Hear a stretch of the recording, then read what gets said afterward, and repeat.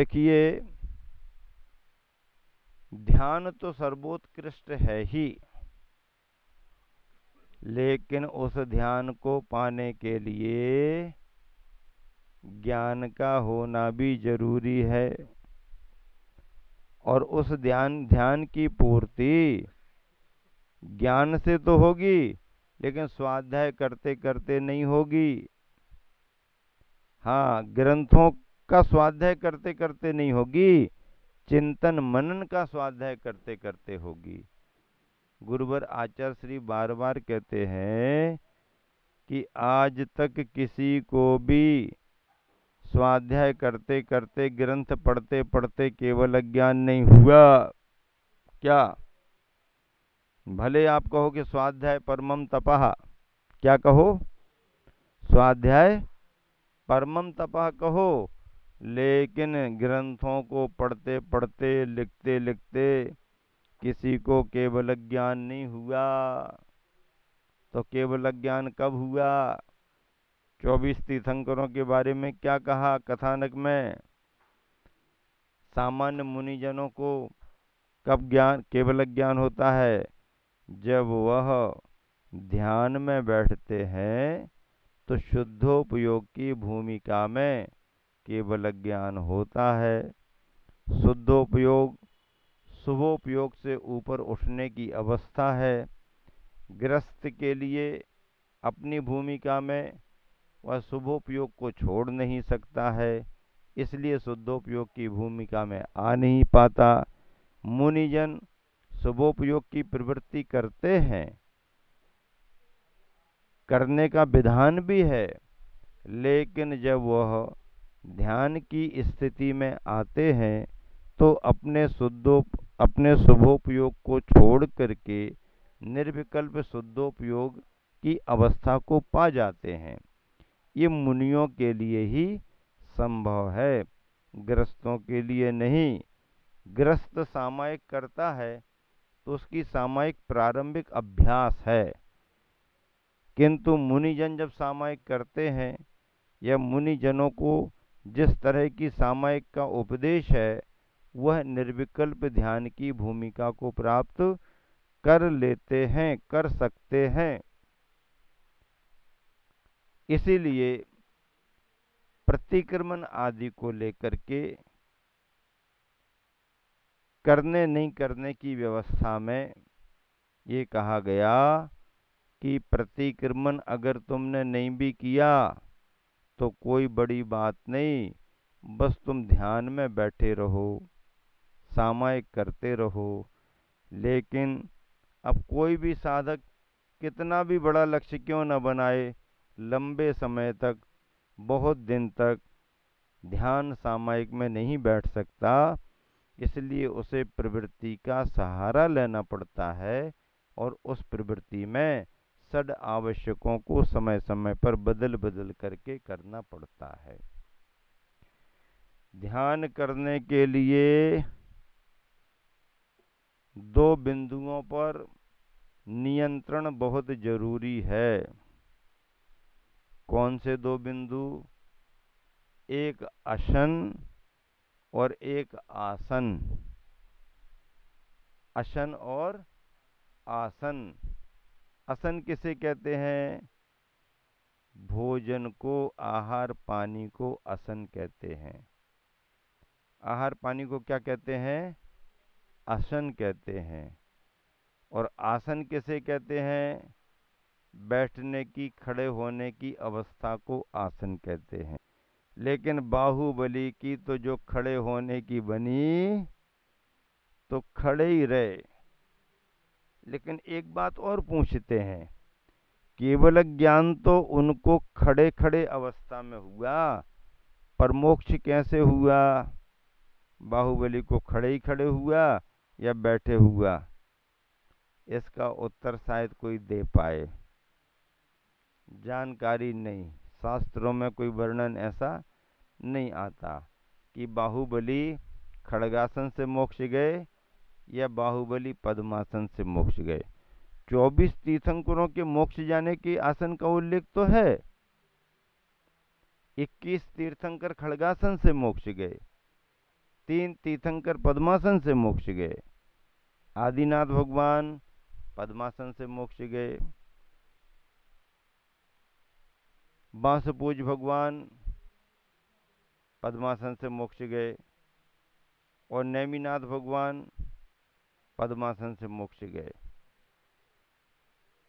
बाकी 21 तीर्थंकर प्रतिमा योग से खड़गासन से मोक्ष गए।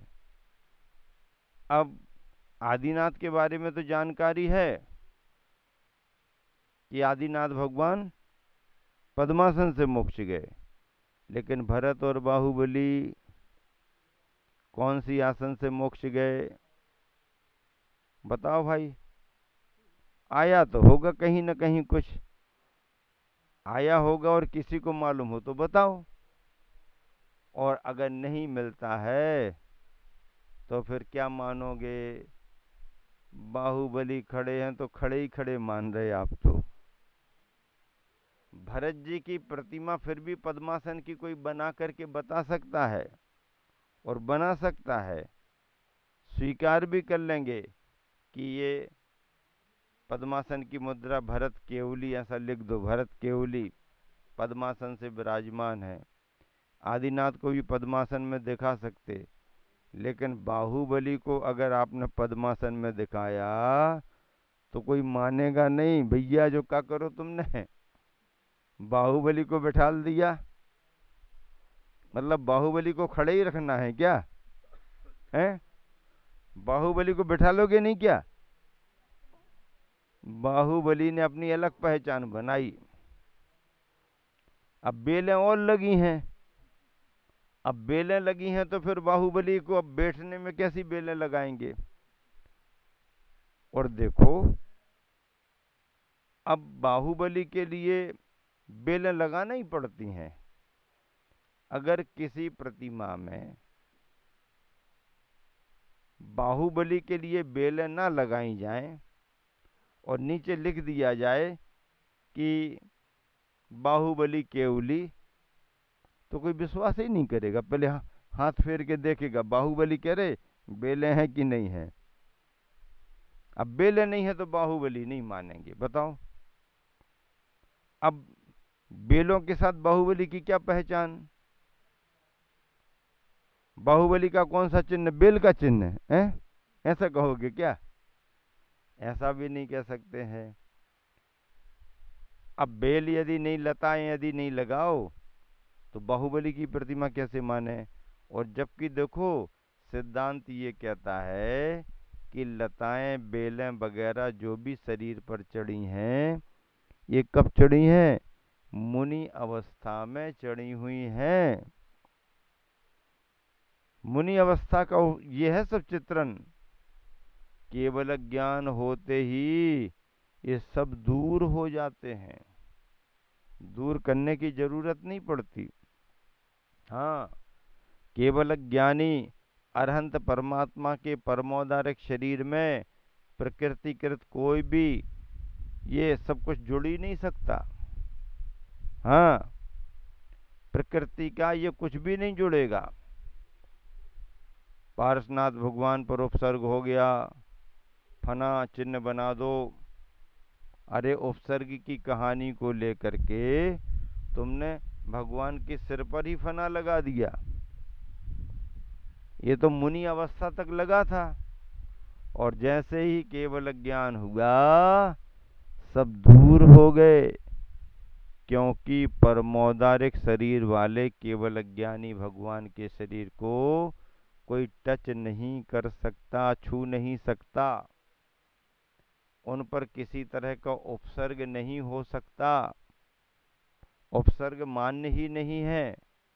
फिर भी बाहुबली में बेलें भगवान के रूप में लगी हैं, और पारसनाथ पर भी फना भगवान के रूप में बना है। अब इसका क्या उत्तर दें? क्या उत्तर दें इसका? सिद्धांत तो कहता है कि भगवान की प्रतिमा से अलग होना चाहिए, लेकिन अब चलन और शिल्प में ऐसा आ गया। समाधान इसका ये है कि अगर अपनी वीतरागता बाधित नहीं हो रही है, वीतरागता का लोप नहीं हो रहा, और कथानक के आधार पर कुछ शिल्प में आ गया, तो भी वह उस मान्यता के अनुसार ठीक है, क्योंकि दिगंबर मुद्रा ज्यों की त्यों दिखाई दे रही है। दिगंबर मुद्रा बाधित नहीं होनी चाहिए।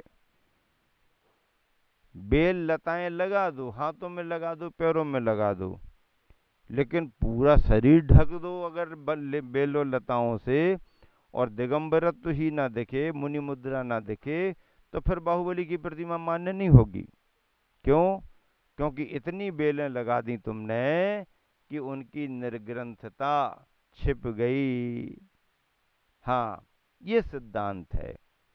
इसलिए कथानक के आधार पर कुछ जुड़ गया तो जुड़ गया, लेकिन वह सिद्धांत मेल नहीं खाता, लोक मान्यता में आ गया है, कोई बात नहीं। तो अब बताओ भैया, बाहुबली भगवान कौन सी आसन से मोक्ष गए? भरत भगवान कौन सी आसन से मोक्ष गए? अब तो खोजो, निकालो, पढ़ो, पूछो सभी से। हाँ, कहानी के आधार पर बाहुबली खड़े रहे तो खड़े ही खड़े मोक्ष गए, ठीक है, तुम भी मान लो, हम भी मान लें। लेकिन अपने पास कथानक हो या ना हो, पर उनके आत्म प्रदेश सिद्धालय में जैसे होंगे, उसी आसन से उनको मोक्ष हुआ होगा, क्योंकि ये नियम है। जो केवली भगवान, तीर्थंकर या सामान्य केवली, जिस आसन से मोक्ष जाते हैं, उसी आसन के आत्म प्रदेश सिद्धालय में उसी रूप में विराजमान रहते हैं। खड़गासन तो खड़गासन, पद्मासन तो पद्मासन। यहां तक कि उपसर्ग हो रहा है, शरीर जल गया है, हाथ पैर जल करके गिरने लगे हैं, और उसी समय केवल ज्ञान हो गया। तो केवल ज्ञान होते ही वह उपसर्ग दूर हो जाएगा। अब समय ज्यादा नहीं बचा, क्योंकि आयु कर्म की उदीर्णा हो रही है और आखिरी समय चल रहा आयु कर्म का। तुरंत तुरंत में मोक्ष होने वाला है, तो भी मोक्ष होने के पहले उनके शरीर में जो अंग भंग हुआ है, वह पूर्ववत हो जाएगा। ये केवल ज्ञान का प्रभाव है, केवल ज्ञान का अतिशय है। अंग भंग प्रदेशों के साथ में, अंग भंग शरीर के साथ में कोई भी सिद्ध परमात्मा सिद्धालय में विराजमान नहीं रहते, भले कितना ही उपसर्ग हुआ हो। केवल ज्ञान प्राप्त होते ही शरीर सर्वांग सुंदर हो जाता है। हाँ, वृद्धावस्था में भी यदि किसी को केवल ज्ञान हुआ, तो झुर्रियां नहीं रहेंगी फिर। हाँ, भले दांत नहीं थे, तो भी सर्वांग सुंदरता आएगी। हाँ, नियम है उसका। केवल ज्ञान होते ही वृद्धावस्था भी समाप्त हो जाती है, बिल्कुल सर्वांग सुंदर शरीर होता है।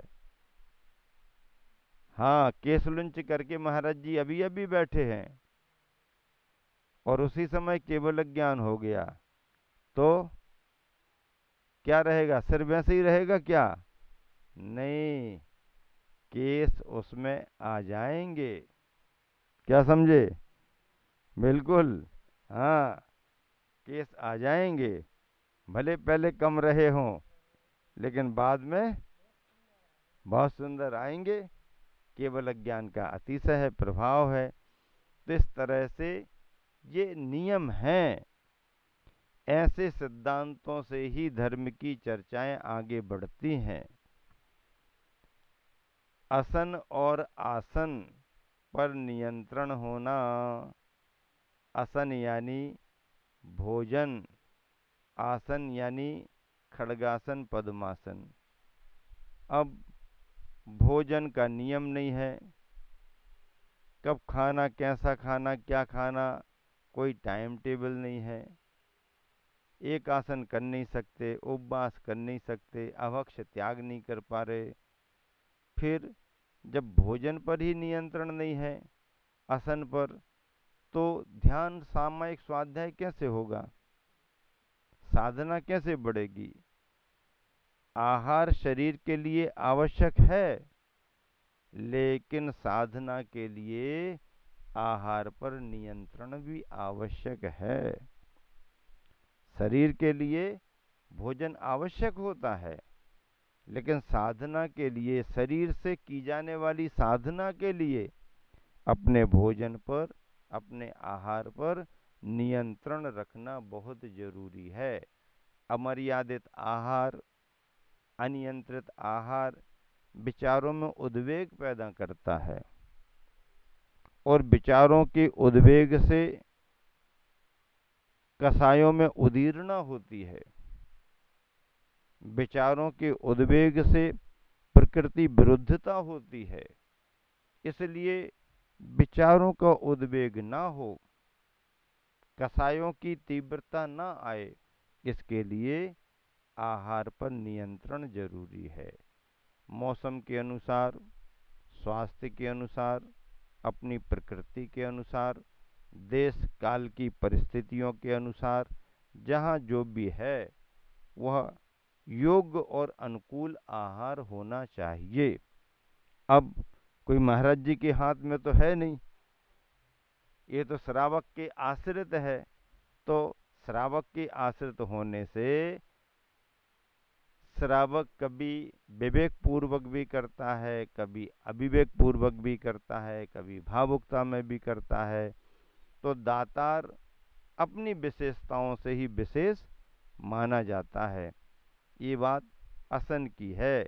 इसलिए गुरुवर आचार्य जी क्या कहते हैं, आसन और आसन पर जिसका नियंत्रण है वही ध्यान की सिद्धि को प्राप्त कर सकता है, वही अपनी साधना में आगे बढ़ सकता है।